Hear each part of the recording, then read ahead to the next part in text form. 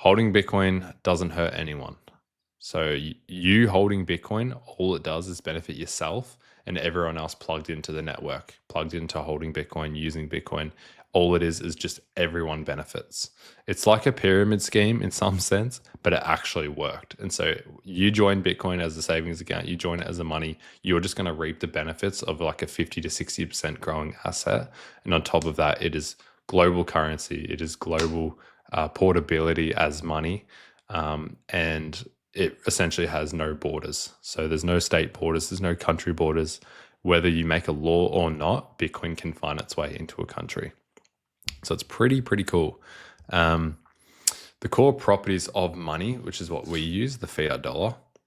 Money needs to be fungible, durable, portable, recognizable, so people actually use it and it's easy to verify, divisible and stable in supply, so like a store of value. Now, unfortunately, the fiat dollar is not all of these things. So its supply gets inflated, 10 to 12% if you're in a good Western country.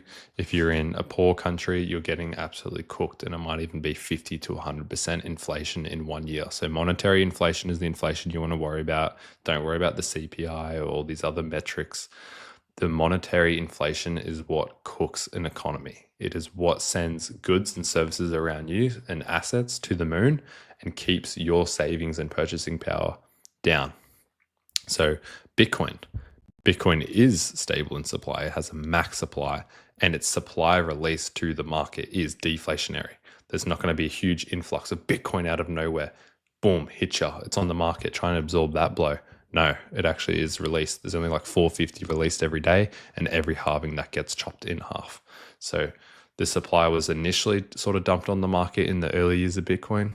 And then as the years have gone on, less and less and less is released, which is actually a good thing. And there's going to be a max supply. So in 2140, there's going to be 21 million Bitcoin, and no more will ever be mined. So it's a scarce money, scarce asset. It is the hardest money you can own. So it's even better than gold, because gold, we don't know how much is in the ground. We don't know how much is going to be dropped off by Mars or the moon by Elon Musk. And so we're not going to get a supply shock in Bitcoin. The only supply shock we're going to get is realizing there's barely anything left, and then prices will go to the moon. Is Bitcoin divisible? Yes, by 100 million. So it's even more divisible than the dollar. Recognizable. Global adoption's now at 3%, and I'd say it's heading towards 66%, which is similar to the internet, 1998, 1999. I think we're going to see, because Bitcoin's integrated on the internet, similar numbers. Portable, yep, you can send Bitcoin anywhere in the world literally instantly. Durable, long-lasting, yes, it's baked into code. So as long as the internet exists or Wi-Fi exists, essentially will live on forever. Now, even if the world gets taken out, there's literally satellites now in space that are running nodes, keeping the Bitcoin alive, essentially.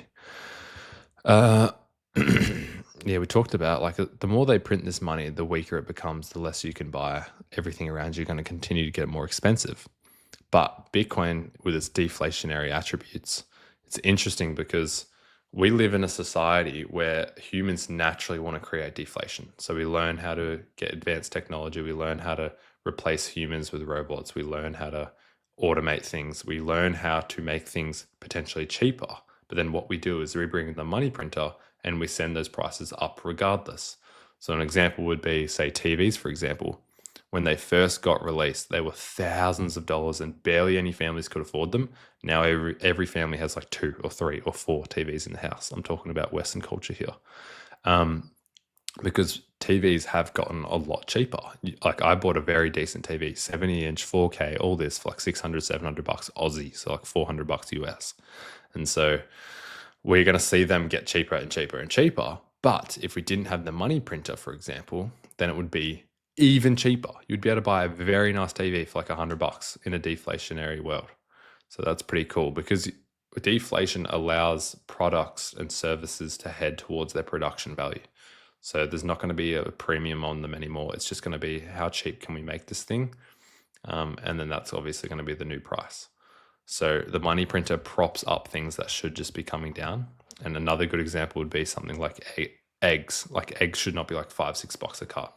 Like, that's absolute rubbish, because like, eggs have not changed in like however long the earth has existed, like thousands of years. And so, like, why are they going up in price? And it's not because there's an egg shortage or we don't know how to um, get the best production out of chickens anymore. Like, nothing has changed. If anything, eggs should be like nearly free because there should be an absolute abundance. But no, what do? We print money. We bring in all these stupid laws.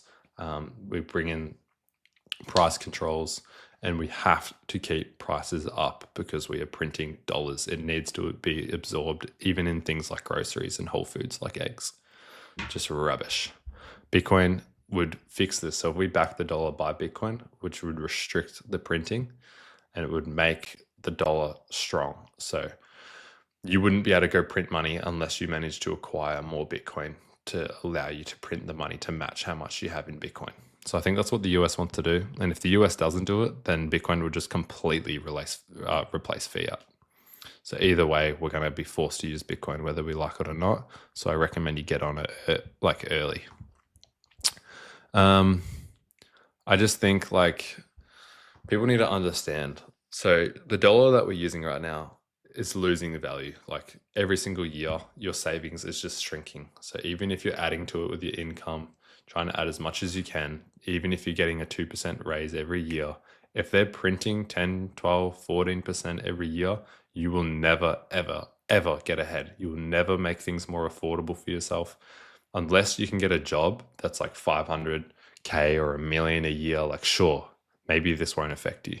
But if you're just an average person that's just trying to live an average life and is happy with that, if we didn't have this money problem, then yeah, you're going to be cooked. You just want to be adopting Bitcoin. Like, it's the best money. It has the best cap supply. Like, we've never seen anything with a scarce supply, especially not a currency. So Bitcoin's really, really cool. And I just think those that have some negative views about it just have zero education on the topic. And unfortunately, their life is just going to get more and more and more expensive. Even if you're in things like the S&P 500, you're not going to be able to keep up with inflation. So you're potentially just at a standstill when you're trying to invest and the investment's not doing more than 10%. If you're holding something that's doing less than 10%, you're still losing and you're still affected. Doesn't matter how rich you are. So anyway, stack sats, get rid of your Aussie dollars, get rid of your US dollars, get rid of your euros, get rid of your pesos, everything. Just get rid of it, swap it for the best currency, the best money, the best digital property, best digital gold, best everything. And that's Bitcoin. So thanks, guys. Cheers.